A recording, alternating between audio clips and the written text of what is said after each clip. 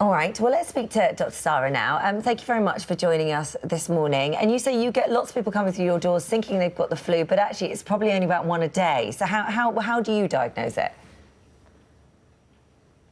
I mean, we do get a lot of people with viral illnesses, and a lot of them really are quite similar. But with the flu, you know you have the flu because you don't even want to try and come to your GP. You're so unwell that you don't want to get out of bed. You don't want to roll out of your pajamas into your clothes. You just want to stay there, take paracetamol, take, decongestants, and hope that you start feeling better. Most people that come to see me are way too perky to be having the flu. Would you rather that they didn't actually come to see you? In all honesty, my advice would be, if you think you have the flu, stay home, look after yourself. As the gentleman with you said, quarantine yourself so that you don't spread it to everyone else.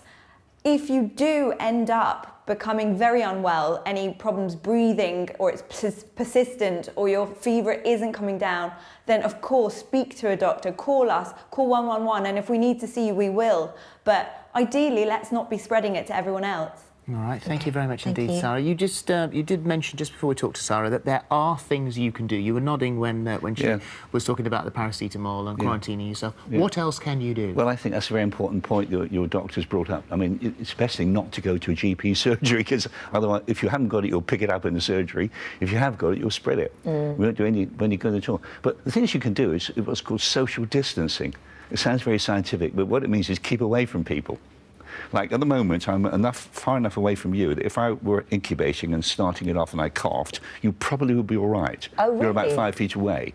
And the droplets coming out of my nose and things would probably settle on your table and would probably not reach you. But if we get closer, then you're in for it. And then the other thing you can do is when you cough, there's an etiquette called a cough etiquette now. When you cough, people used to shield it with their hands, but then you've got the virus on your hands and you shake hands and you spread it. The etiquette now is to do this, cough into your elbow, because no one ever grasps you by the elbow, so it breaks the chain of transmission. Or, of course, cough into tissue and then bin it. And it's more or less, don't put your head in a lion's den. Do not go and see your aunt, who's phoned you up and said, I've got the flu. Well, you'll say, well, hang on a minute, could I come and see you in a couple of days? Once you're all right. And vice versa. Thank you very much. Thank you. Gives us something to think about. Right.